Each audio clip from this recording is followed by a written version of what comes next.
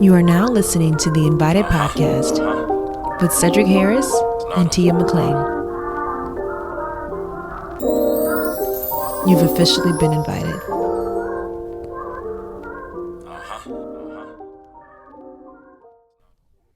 You are listening to another episode of the Invited Podcast. This week we feature Devin Gillespie, who is a high school teacher, head varsity wrestling, and varsity defensive line coach. Devin is joining us here from Dallas, Texas, live by way of St. Louis, Missouri. He holds a bachelor's degree in communication from Truman State, where he also had a stellar football career. Not only is Devin well-versed in the world of sports, but he is also an Airbnb host and real estate investor. We are so excited to learn more about Devin and his role as a teacher, a coach, a mentor to the community's youth, but also about his entrepreneurial spirit and business endeavors. So Devin, thank you so much for joining us. Appreciate y'all having me, man. Y'all make me sound impressive. I appreciate that, though. You are. Thank you. Of course. It's good to finally be on here, though. I've been a fan of the show, though, for real. Like, hey, we appreciate y'all had a good first season, and I'm blessed. I'm blessed. Hey, man, you part of it. So this is just the beginning. So we're gonna have to get you back on once we at the top. Once everybody at the top, you know what I mean? So there we go. The listeners can't see my face, but I was like, I'm very happy to like hear that. But to get us started, so since you are a listener, we always start by having our guests kind of give us some more background.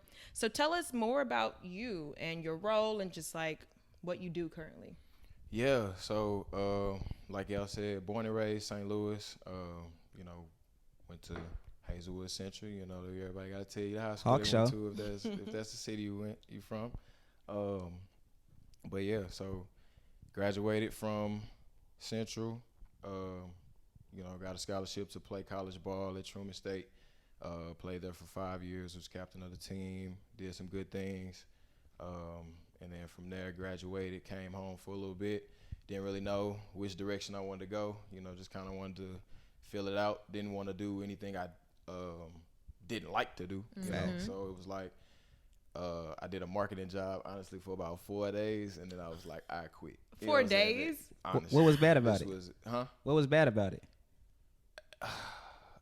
Everything. Like it was just a matter of it was what I was selling, and it was where I was selling. So okay, long story short, y'all been to Sam's Club, right?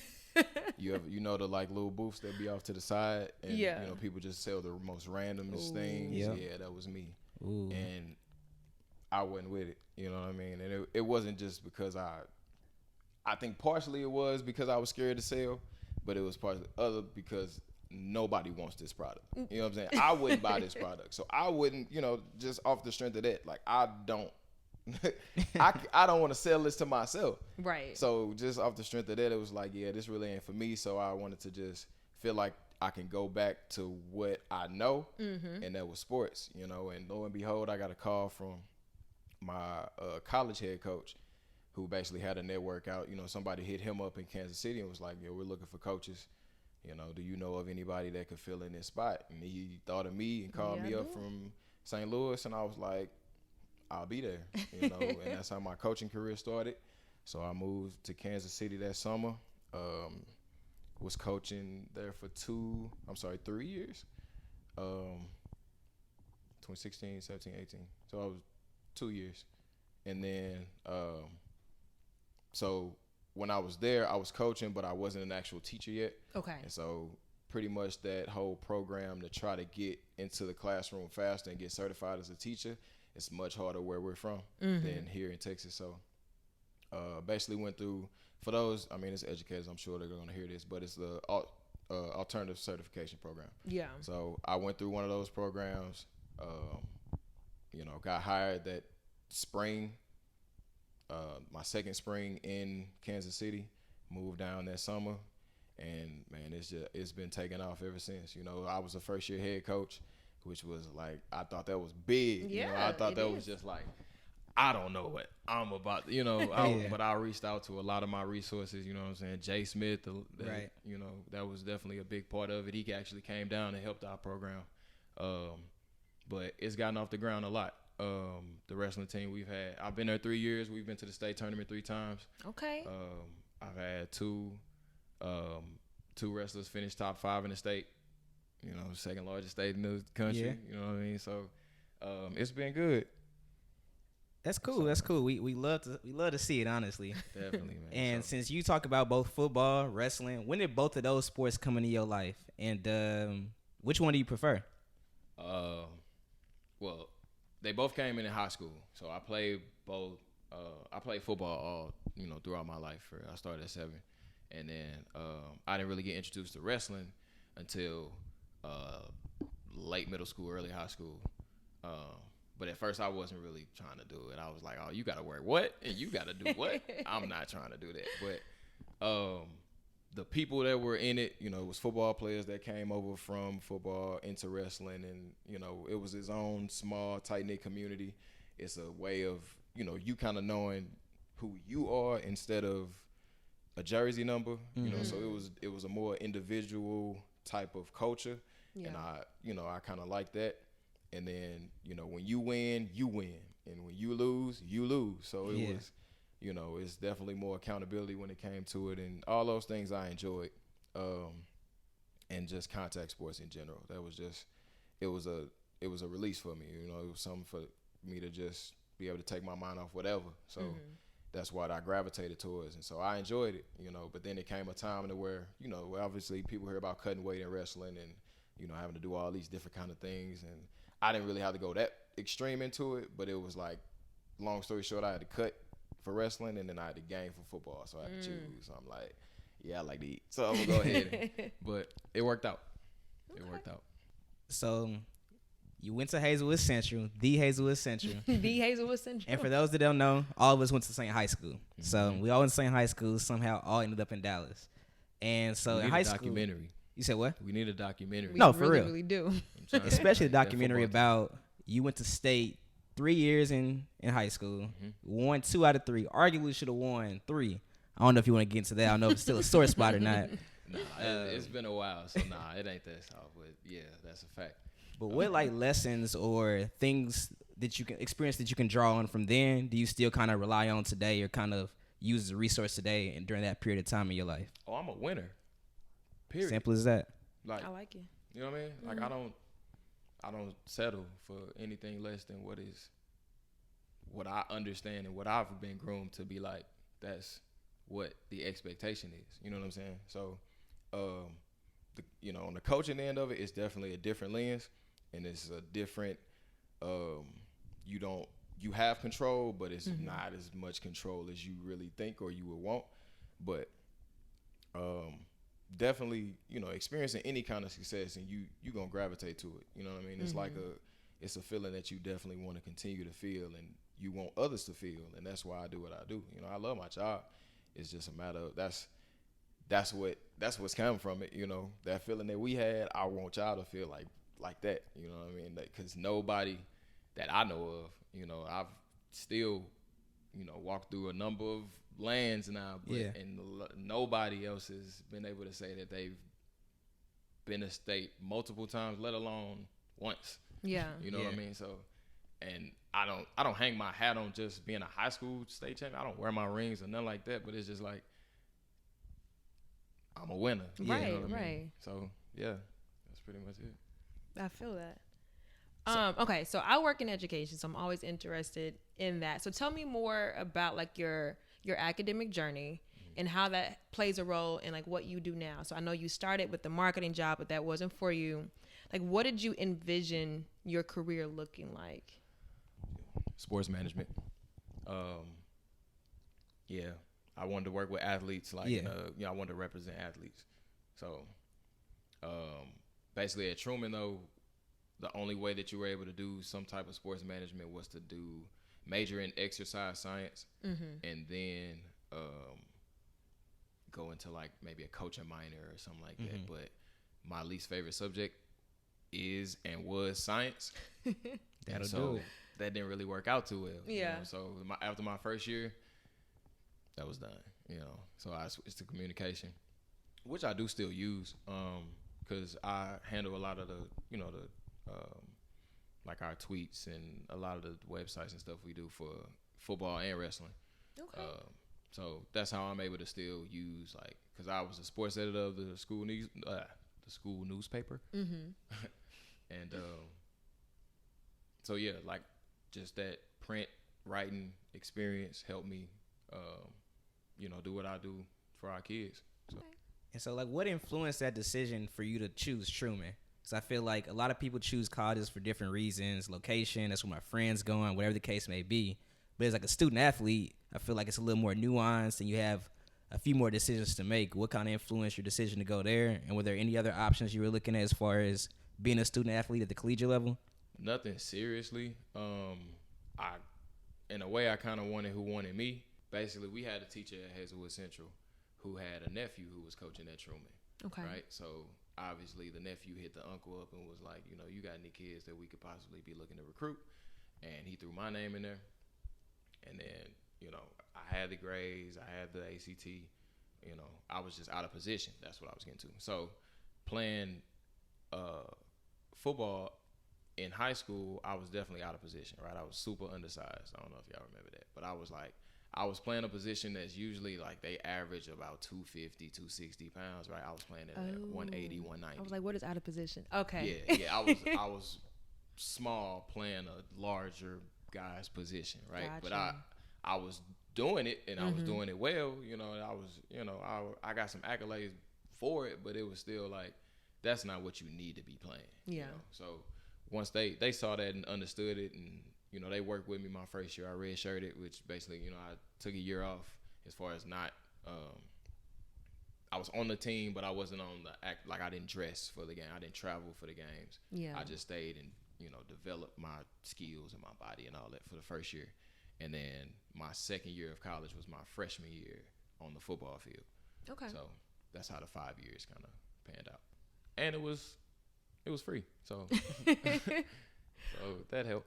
Your entire time there was covered? Yeah, I don't have student debt. Oh, that's what I'm talking about. Okay, so this is our third person, I think. No student debt. It's a wave. It is. I'm trying to get on that wave too. Hey, look, that Mizzou cost. Mizzou cost. That's fact. It definitely did. We was an hour and a half away though, so I definitely made sure I pulled up. Okay, so he was down there partying. definitely. Oh yeah, for the free. That was actually that kind of leads me into my next question. So, thinking about life as a student athlete versus a non-student athlete, what were some of those differences that maybe you noticed from your friends and things you had to do? Like, what was life like? So you did still have time to go party, is what I'm hearing. Yeah, in the off season. Okay. Well, yeah, in the off season mainly. I mean, kids are kids. College is college. You find time, you make time for it. But at the same time, when you're in season, you just under a stringent schedule. It's everything else revolves around what's going on in football and what your class schedule is. So right. If you want to stay at it, so that was really the main things. Like once camp came around, nothing was going on other than football. That was literally like once you wake up to once you take a nap, live, to eat, once breathe. you get back up, to once you go to sleep, to for about 8, 9, 10 days strong. So that's just kind of what it is. But then football in Missouri, they don't have spring ball, right? They don't have spring practice, I guess. Okay. So they don't, in the March, April, May months, they don't have organized practice. But in Texas, they do. You're able to do that in high school. So that was just kind of a shift for me because, like, you have a whole spring game, and that's when you kind of set the depth or set where you stand on the team for the fall. Okay. That's how that works. Okay. So they're able to do that in the high school level here, but that's how every college does it, basically, if they can anyway. So yeah, that's really the biggest thing between the athlete and a non-athlete. I'm sure the course load, like you're able to take more courses. So was it like this at Mizzou? Basically, the minimum to be a full-time student was 12 hours? Yeah. Right? Yeah. And then what was the maximum y'all could take? I don't think there was a max. No, I took I think I was in 20 at one time. 20? You're crazy. Only because no, I didn't want to be. Wow. I was finishing up an online course, which I guess made my hours go up there. The most I took one semester was 18, and I felt like I was dying. So Man, most I've taken was 15 in a semester, but it was like. And they don't tell you when you come in that you aren't supposed to take 12. They say this is what makes you a full-time student. Because if you were to take 12, you would be there 6 years at minimum. So yeah, you got to have some good advisors to help you understand the process, especially as a first-generation college student. Oh yeah. Who doesn't know anything about school. So it definitely makes sense. do you think student athletes should get paid? I know that's been in the news a lot lately. And most people are swaying one way or the other. You know, the NCAA is notorious for being them. But what are your thoughts on that, athletes getting paid? All I'm going to say is congratulations. Simple as that. What do you think? Congratulations. It was crazy because, like, in high school, before I knew how the NCAA was and before I even went to college, I was like, why do they need to get paid? They have a full scholarship.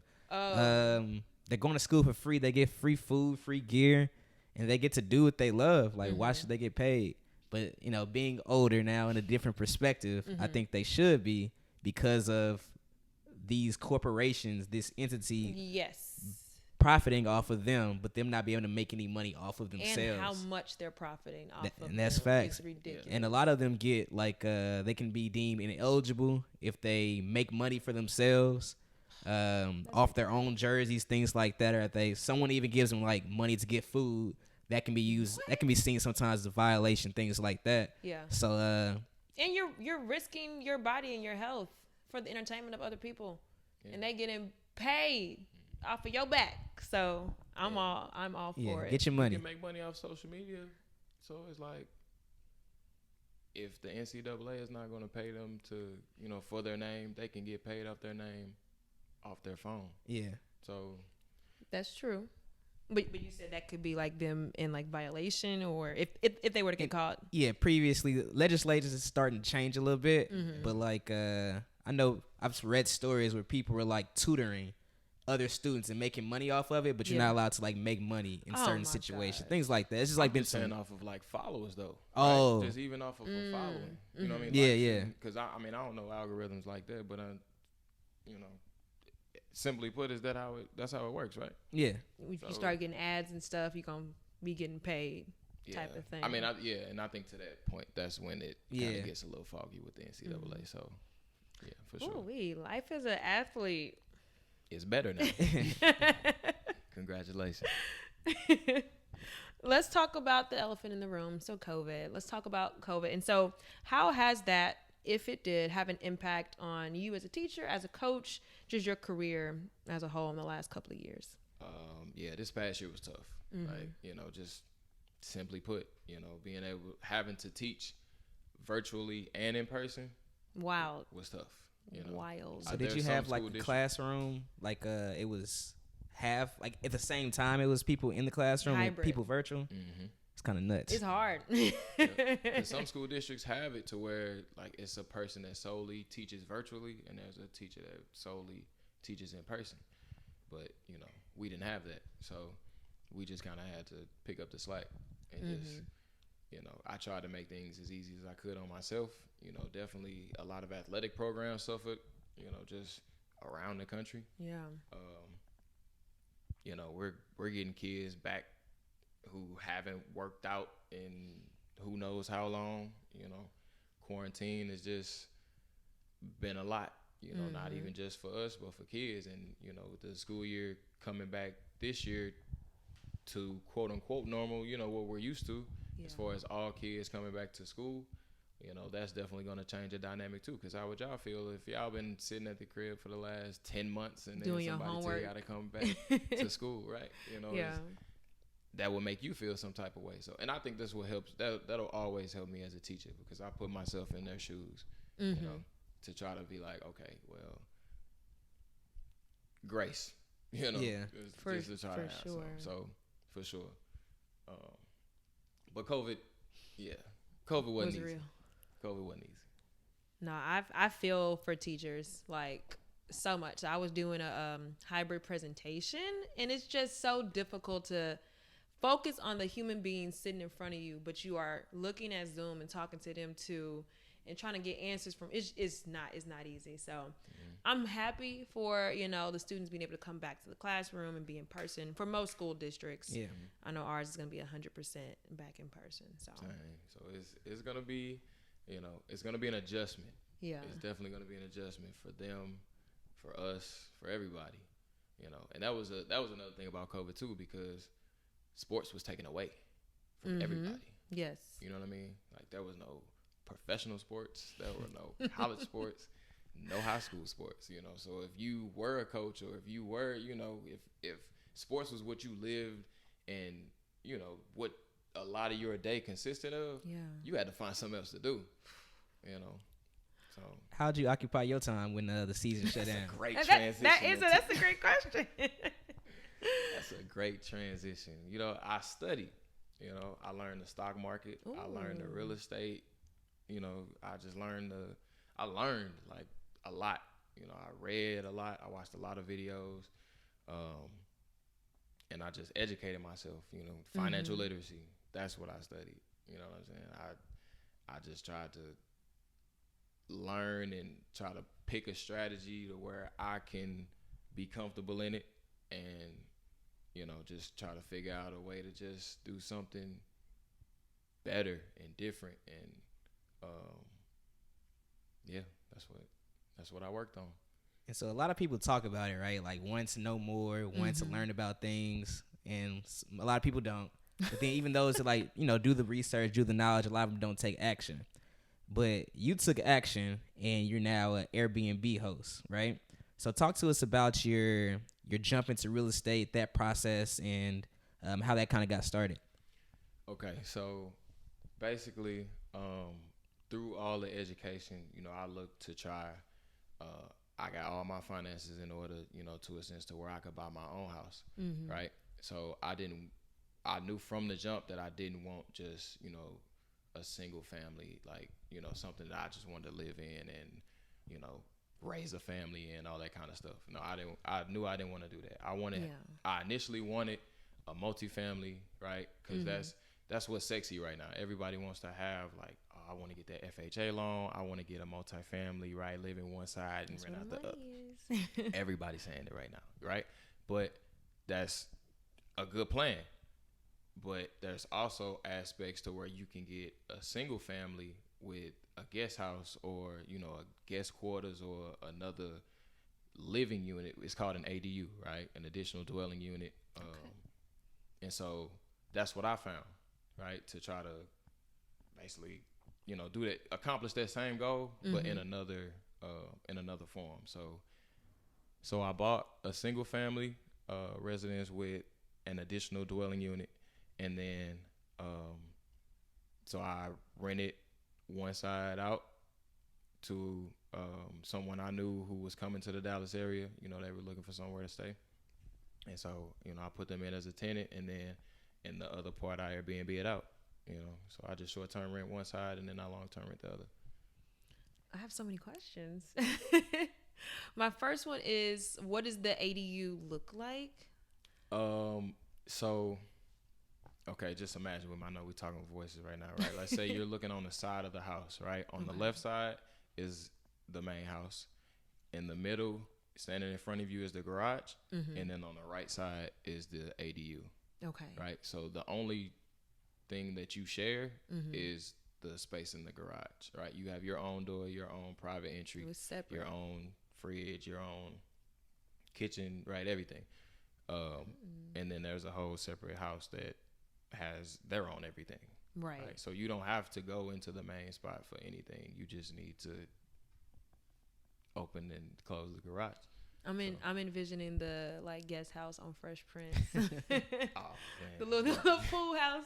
Nah, I'm sure that was a walkway and everything back there. Yeah, you had to walk a little ways, but no, it's connected through the garage. Got you. That's the simplest way to try to envision the spot. I'm following you. Okay, so more questions about investing and starting your own Airbnb.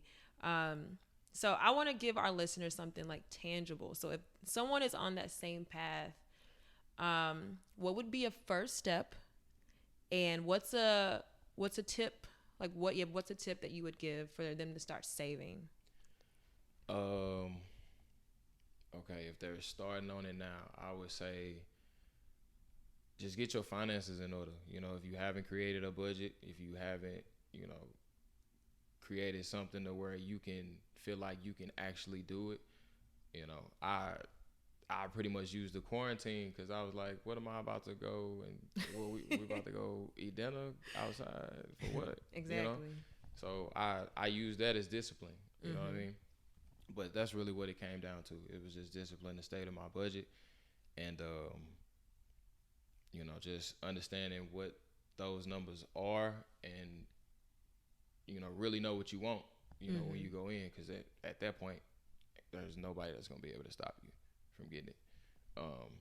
But just know exactly what you want. And as far as saving, it just really comes down to, you know, discipline.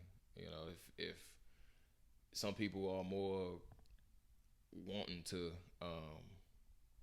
you know, spend on certain things or just buy certain things, and that's cool. But it's room in all of our budgets for us to cut out something On something, yeah. You know what I mean? So just find out what that thing is for you, and it ain't got to be forever. You know what I mean? If it's a temporary sacrifice for a long-term gain, you know what I mean? You really got to look at it like that. You know, if that's hard for you, then you're thinking too short. You're thinking too small. So, yeah, it's just, you just got to think long-term with it.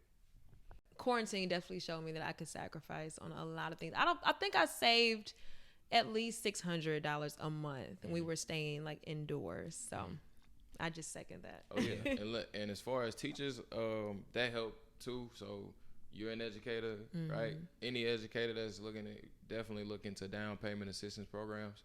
You know, it's definitely too many avenues down here. Really anywhere, wherever you are, is down payment assistance program for teachers, like whatever state. So definitely get your research on, and just figure out which one's the best for you, and just go from there. Okay, well that's new for me, so I'm gonna definitely be doing some research. Did you happen to get in before this crazy market is going on right now, or like was it kind of in the middle of this thing that we're seeing with the housing market? Right before it. Okay. Yeah. That's the research. You got to set the foundation. Say, hey, I know what I'm getting before it gets hot. So I feel that. Have you had any Airbnb like horror story, like any horror tenants yet? No. He's knocking on wood right there. No, not. You know, so it's really been good. You know, and I reached out to a good amount of people as far as like, you know, just tips on being a good host and, you know, what do I need? What do I not need? What do they like? You know, and we've all stayed in Airbnb. So it was like, all right, mine gonna have this, right? Yeah. You know, I wanted to have some personal flips on it too, but, you know, just generally, you know what people like, and generally people are good. You know, you just gotta have, you know, set ground rules and, you know, let it go from there. But no horror stories yet. I'm not good.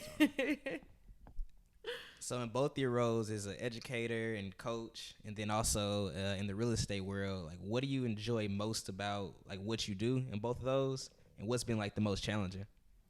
I enjoy that every day is different. Every single day is different. You know, I wouldn't like going to a job where I know exactly what is about to happen, you know, every day. Or,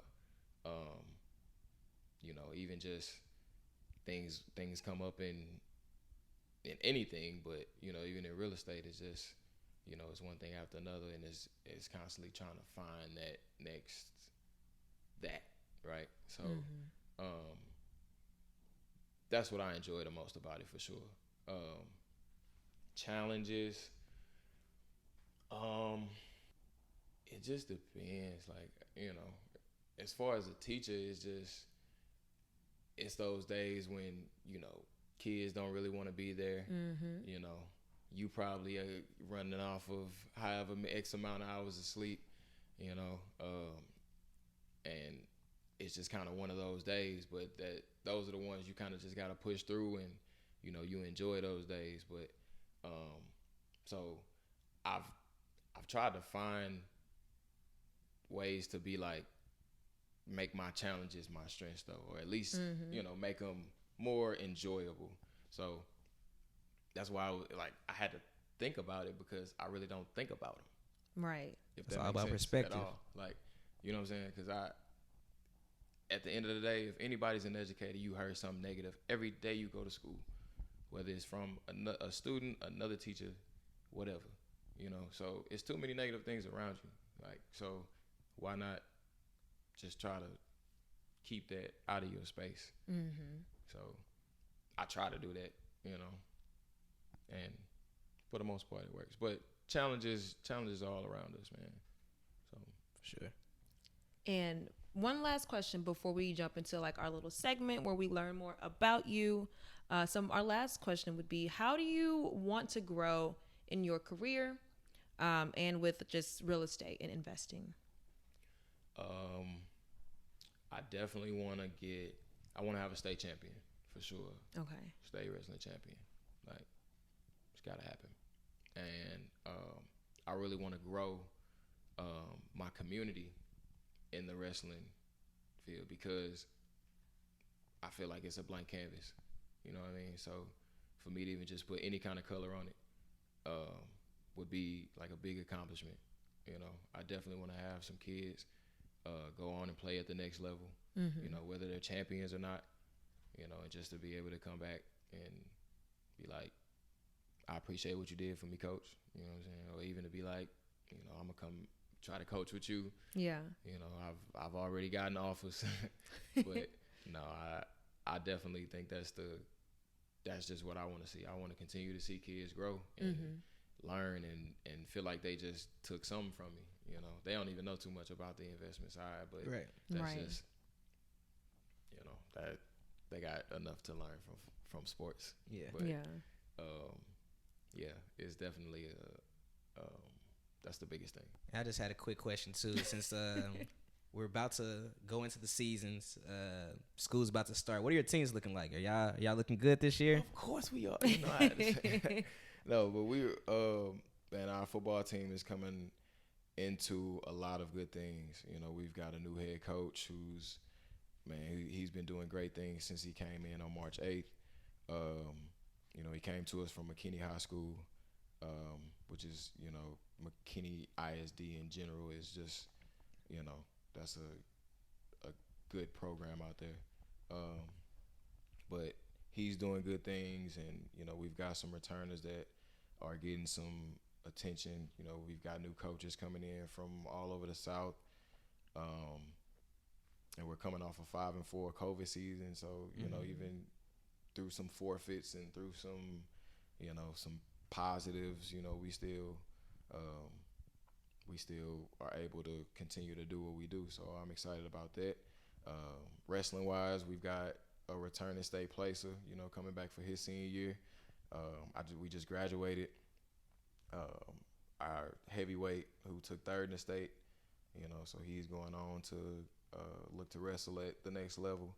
So it's just, you know, it's still a matter of growing, you know, just coming out of COVID. So we'll have to recruit out of the cafeteria this year a little bit for both of them. But, you know, we've definitely built a good foundation in both. And, you know, I'm looking to continue to build them from there. So I'm excited. It's about to be a good year. There we go. So yeah, we're about to hop into it. Just a quick hitter, some quick questions. You just give us a few of the first things that come to your mind. This is just a little opportunity for us to get to know you a little bit better outside of what you do, and also for the listener for sure. So since you are an athlete, multi-sport athlete, what's your Mount Rushmore of athletes, any sport? Okay.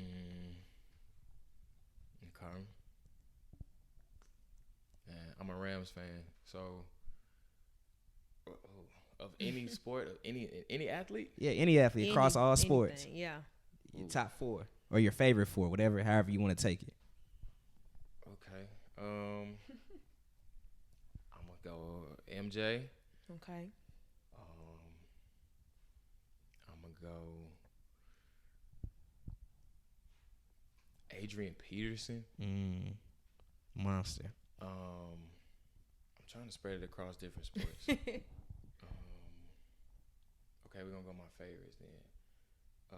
Albert Pujols, Okay. baseball, and Messi for soccer. Okay. I only watch Yeah. a whole lot of I soccer, like the but I know variety. Yeah. Yeah. And he gets paid a lot, so I mean, gotta be some type of good. Yeah. Oh, wrestling. Okay, let me put a wrestler on there. Jordan Burroughs for sure. Yeah. Okay. Jordan Burroughs. I'm not hip, but I'm like- I believe Look you. him up. He's nice. I believe you. And so we're gonna do a little St. Louis versus Dallas, since we've all lived in both places. All right. So you just have to answer the city that has the best of this category. Okay. So who has the best barbecue? They talk highly about the Texas barbecue down here. Man, so Jay got the best barbecue in St. Louis now. Okay. I ain't never been. That's my pop spot, man. Tell him I sent you. Okay. Yeah. Go ahead, run the name back 11701 again so they can hear it Newhouse again.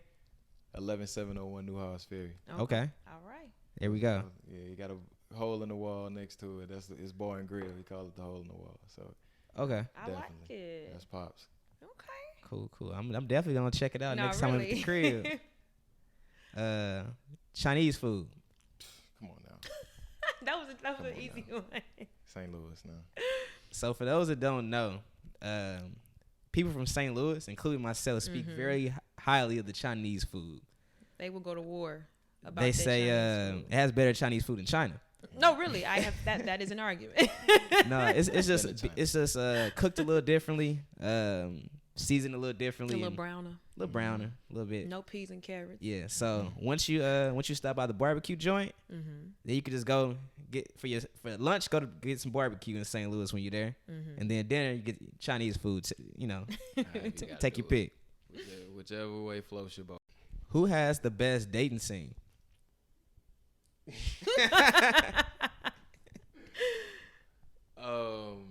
Dating scene. I can't really say I like dated like that in St. Louis though. Okay. St. Louis is small. You know what I mean? It's like Very small. you gotta look at people sometimes. You're like, who your cousin? You gotta ask people family tree sometimes. So I would say Dallas for that reason. Okay. Okay. Cool. And then we're gonna switch gears a little bit. Okay. What's your most used non-social media app? My most used non-social media app, Waterminder. I'm about to say he That was was just it. telling He us. was just telling us. Go ahead and tell the listener what that is. So basically, it gives me notifications on when I need to drink water. So that's the one I see the most. That's the one I'm just constantly seeing. So like reminder, Waterminder. Yeah. Okay. Makes sense, especially as a coach. Mm-hmm. So when Devin got here, we were talking about books. Yeah. So we have the Invited Podcast book list. So what's a book that had like a lasting impact on you that you would recommend to our listeners? I've got a lot. The one I'm currently reading is called Atomic Habits by James Clear. Really good book. I mean, it's just, a self-help kind of, just really gets you grounded as far as if you want to change something or if you want to, do things better or just make better habits, do better things as far as on your daily lifestyle, definitely pick it up. But yeah, even just as far as, when I got on the financial literacy, it was, everybody wants to say a number of different books, but Think and Grow Rich, Napoleon Hill was the one that stuck with me the most. Cash Flow Quadrant by Robert Kiyosaki. Okay. Principles by Ray Dalio. Yeah, that's three good ones for sure. I got a question. This is random. I've been asking people this lately. Are you an audio book guy or a physical book guy? Since lately, I've been an audiobook for sure. Okay. That's my Lately. new thing now. Yes, because now I have like an actual commute to work. I hardly even listen to the radio anymore. Like music on the way to work, straight audiobook. See, Podcast and audio books. Audiobooks, podcast, exactly. Yep.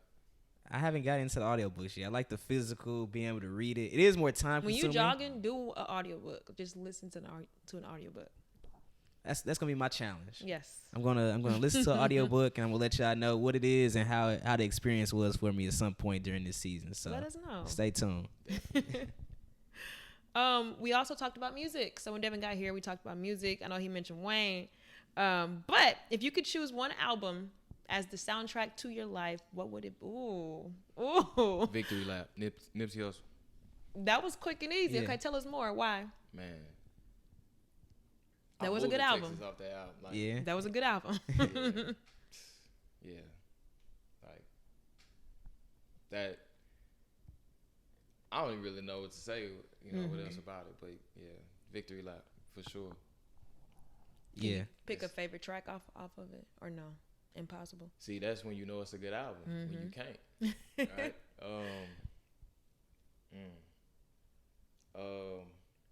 As far as lyrics, I would probably say Loaded Bases.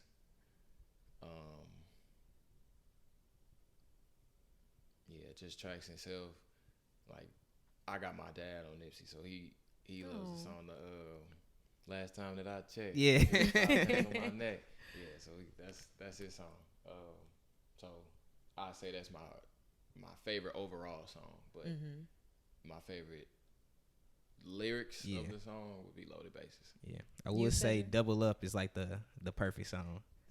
Like it's a song you can't skip. Like you're driving, it's nighttime, you got the windows down, Double Up is great. you're on the highway. Yeah. And I I'm not affiliated with any gang, anything like that, but just off the just the hustle, the grind, I feel all of that just off the just my day. Yeah. So yeah, definitely on that tip, Nipsey. I feel it. And then if I were to pick my top, I think the whole most of the album is like a nighttime riding type album. Yeah. So Blue Laces too, and That was Real a Big, Yeah. Yep. easy. Man. So we just got a couple more for you. Where can people learn more about you? Where they can find more about your team, about you personally, and about your properties, your Airbnb. I'm on Instagram. I raised the bar, past tense. You can see my Airbnb. Stay with Dev. That's like my new hashtag. Okay. So I've been hashtag Stay with Dev. Link in bio. All that type of stuff. Coaching wise, I'm on Twitter _Coach Gillespie. You can follow the team, and then that's the links to all our different information. But yeah, for sure, that's the two main ways to get a hold of me. We'll definitely tag you when we post the episode. And then Please finally, do. if you had to give any sort of advice to someone who wants to, hop into the real estate space or hop into just investing or being their own business owner, what advice would you give to that person and why? The advice I would give you: plan your work your plan. Simple as that. Definitely plan your work and work your plan. It's a lot of plans that people can come out here and give you and offer you, and and a lot of them sound good, but pick one that works for you and just keep doing it. Don't vert from it. Don't feel like, oh man, it ain't really working yet. Keep at it. Yeah. That's really it. It sounds cliche as hell, but It's true. like that's really what it is, So plan your work your plan. Cool. Well, Devin, we definitely appreciate it. It's Yeah, been a pleasure. It has been. First person that said they came on as a fan. There's also a guest. So lots of firsts in here. We definitely appreciate it. Dropped a lot of gems in this conversation. Wish you the best of luck on your season and reaching your goals. And that's another episode of the Invited Podcast in the books. Appreciate you for joining us. I appreciate y'all.